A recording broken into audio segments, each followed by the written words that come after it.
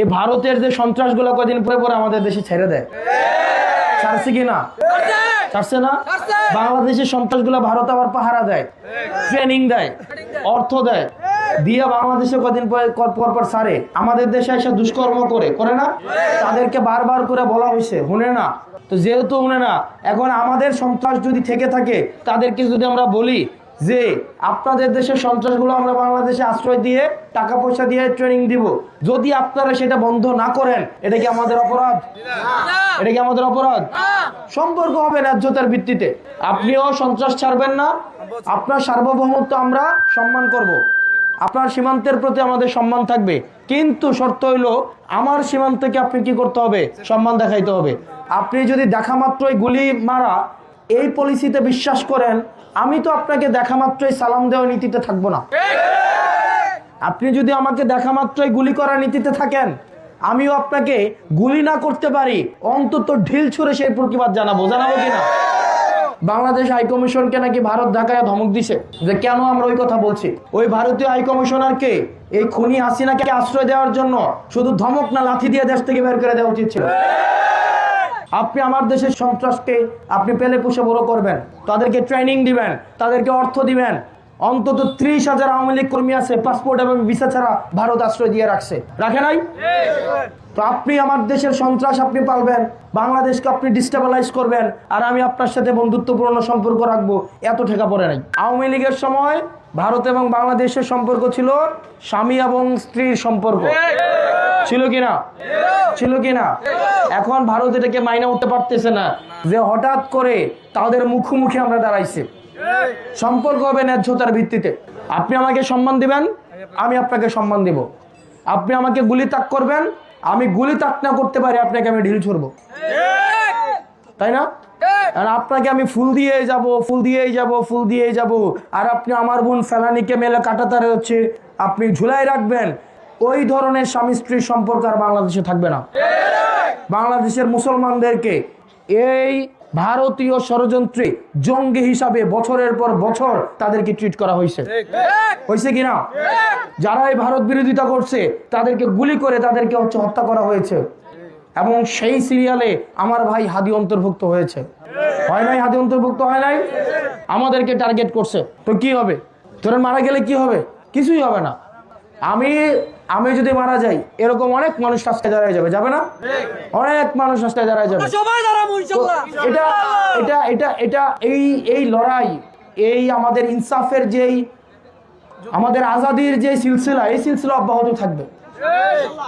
মনে রাখতে হবে, নতুনদের মধ্য দিয়ে এই পরিবর্তন আসে। মোহাম্মদ বিন কাসিম 17 বছর বয়সে এই ভারতবর্ষ জয় করছে, করে নাই? করছে কিনা? বছর ছিল কত? 17। কত ছিল? মুরব্বী যারা আছে তাদের চিন্তা পশ্চাৎপদ, তারা হচ্ছে সবসময় দায়বদ্ধতার জায়গা থেকে ভাবে তাদের অনেক লাইবিলিটি আছে কিনা? আর আমরা হচ্ছে কি মরে যাব, শেষ। উপরে হচ্ছে আল্লাহ, নিচে হচ্ছেন আপনারা। আর আমাদের উপরে যাদের সম্পর্ক হবে, ভারতের সাথে আমাদের সম্পর্ক হবে ন্যায্যতার ভিত্তিতে। আপনার সাথে আমার ব্যবসায়িক সম্পর্ক। আপনি আমাকে ফ্রিতে পেঁয়াজ দেন না, আপনি আমাকে ফ্রিতে তেল দেন না, আপনি আমাকে ফ্রিতে এগুলো আপনি আমাকে ভিক্ষা দেন না। আপনি আমাকে ব্যবসা করেন, আমাকে দেন, আমি আপনাকে টাকা দেই। দেখে আপনি কি আমাকে ফিসাবিলিল্লাহ দেন? আপনার এবার আমরা পেজ নেই 2 টাকা করে পেজ ভারতে পৌঁছতেছে, লস। মনে রাখতে হবে, একটা দোকানদার যিনি, উনি খারাপ ব্যবহার করতে পারে না, কাস্টমার খারাপ ব্যবহার করতে পারে।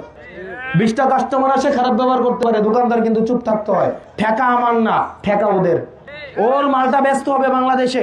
এজন্য আমাদেরকে এই তরুণ প্রজন্ম, আপনারা যারা আছেন, নির্বাচন এমপি হওয়া এগুলো পরের বিষয়। বাংলাদেশে 300 এমপি হবে, আমি না হই দেবিদ্বার থেকে আরেকজন হবে কিনা? কেউ না কেউ তো হবে। যেই হোক দেবিদ্বারকে ভালো করে চালাবে, আমি হইলে আমি চালাবো, ওইটাই শোনা। কিন্তু আমাদের যে লড়াই, প্রজন্মগত লড়াই, এই প্রজন্মগত লড়াই করার মানুষ আপনারা খুঁজে পাবেন না। এই লড়াই আমাদেরকে আগায় নিয়ে যাইতে হবে। আমাদের এই যে ভারত বিরোধিতার লড়াই, আগ্রাসন বিরোধিতার লড়াই, আত্মনির্ভরশীল হওয়ার লড়াই, এই লড়াই আমাদেরকে চালাই নিয়ে যাইতে হবে। এবং এই লড়াই এমপি হইতে পারি বা না পারি, এই লড়াই আমার অব্যাহত থাকবে। এবং আমি বিশ্বাস করি, কেউ যদি আমাকে ভোট নাও দেয়, এই লড়াই আপনারা আমার পাশে থাকবেন। পুরা ঢাকা শহরে সব জায়গায় বারবার করে বলা হয়েছে ঢাকা থেকে বের হয়েও না, স্নাইপার দিয়ে শুট করতে পারে। এখানে অন্তত 5-7টা পুলিশ আছে, অস্ত্র সহ আছে। বিভিন্ন সাদা পোশাকে আমাকে নিরাপত্তা দিতে নাকি আসছে। আমি বারবার করে বলতেছি যে আপনারা আমার কি নিরাপত্তা দিবেন? আমার দেবিদ্বারবাসী আমার নিরাপত্তা। আমাদের এই সংসদের গৃহপালিত কিছু সংসদ সদস্য আছে না, গৃহপালিত সংসদে দ্বারা গান গাইছে। আমরা সংসদে গেলে আমরা এই আধিপত্যবাদের বিরুদ্ধে আমাদের নীতি প্রণয়ন করব। সেজন্য শুধুমাত্র স্থানীয় ষড়যন্ত্র না, দেশি বিদেশি ষড়যন্ত্র আমাদের বিরুদ্ধে করা হচ্ছে, যাতে করে আমরা সংসদে না যাইতে পারি। কারণ আমরা যদি সংসদে যাইতে পারি, এই দিল্লির মসনদ আমরা ছাড়কার করে আমরা দিল্লিতে পাঠাই দিব। সেজন্য আমরা যেন সংসদে না যাইতে পারি, সেজন্য শুধু স্থানীয় না, আন্তর্জাতিক ভাবেও ষড়যন্ত্র করা হচ্ছে। আমাদেরকে হাদি ভাইকে মেরে আমাদেরকে ভয় দেখাইতে চাইছে, আমরা যেন মানুষের কাছে না আসি, আমরা যেন ভয় পেয়ে ঢাকায় বসে থাকি, আমরা যেন নিরাপত্তার চাদরে আমরা বসে থাকি। আরে ভাই, আপনি আমাকে একা নিরাপত্তা দিয়ে কি করবেন? সারা বাংলাদেশের প্রত্যেকটা গ্রামে গঞ্জে আমার মতো আস্তাদ আব্দুল্লাহ এখন জেগে উঠেছে, আমার তারাই হচ্ছে আমার নিরাপত্তা। সেজন্য হাদি ভাইয়ের এটা দিয়ে ভয় দেখাইতে চাইছে আমাদেরকে, আমাদের তরুণ প্রজন্মকে থামাই দিতে চাইছে যে দেখো, তোমরা যদি নীতির কথা বলো, ন্যায়ের কথা বলো, তোমার পরিণতি হাদির মতো হবে। কিন্তু আমরা বলতে চাই, আমরা সবাই হাদি হব, যুগে যুগে লড়াই করব। এই তরুণ প্রজন্মের জোয়ার কেউ থামাইতে পারবে না। এই তরুণ প্রজন্মের যে জোয়ার উঠেছে, সেটা নির্বাচনী ফলাফল এই তরুণ প্রজন্মের জোয়ারকে থামাইতে পারবে না। নির্বাচনী ফলাফল নির্ধারিত হবে আসমানে, আমরা আমাদের কর্ম করে যাব। নির্বাচনী ফলাফল যাই হোক না কেন, এই মজলুমের কণ্ঠ জালিমের বিরুদ্ধে সবসময় সোচ্চার থাকবে। নির্বাচনের জয় পরাজয় এই কণ্ঠকে কখনো থামাইতে বা এই কণ্ঠকে সংকুচিত করতে পারবে না, এই কণ্ঠ অব্যাহত থাকবে।